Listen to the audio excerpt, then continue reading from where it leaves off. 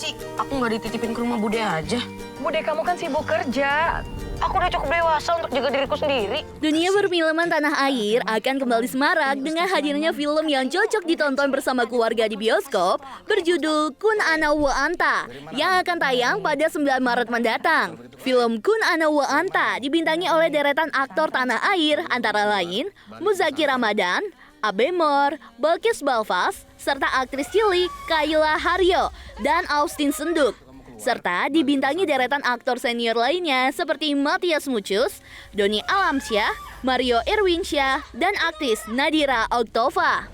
Jadi Firman ini anak yang pemberani, dia pecinta hewan dan sebelum dia pindah ke pesantren dia belum mau berteman sama manusia, dia lebih milih temenan sama hewan dan dia itu bisa dibilang leader lah. Kalau di sini aku berperan sebagai Ustazah Fatimah. Ustazah Fatimah ini perannya ustazah yang baik, kalem kan? Kalem. Jadi terharu. Terus juga ustazah ini berperan sebagai beliau tuh berperan untuk menjaga santriwati. Lili ini karakternya tuh hobi makan, usil, terus juga baik, dan dia saling membantu. Scene favoritnya itu kita berpetualang mencari satu hewan.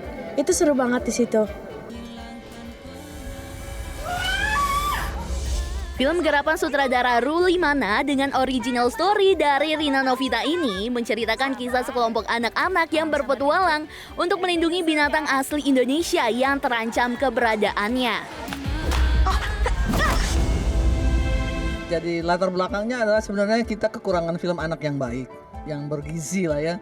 Kemudian yang kedua juga kita punya alam Indonesia yang luar biasa dengan satwa liar yang banyak gitu. Jadi ini film adalah mengenai lingkungan, persahabatan antara anak-anak, terus mengenai menyayangi binatang. Jadi di sini akan bicara binatang-binatang yang satwa liar Indonesia. Kemudian juga ada toleransi karena ada teman mereka yang beragama berbeda. Dan yang penting ini adalah insya Allah bisa menjadi film yang paling bergizi lah untuk anak-anak itu.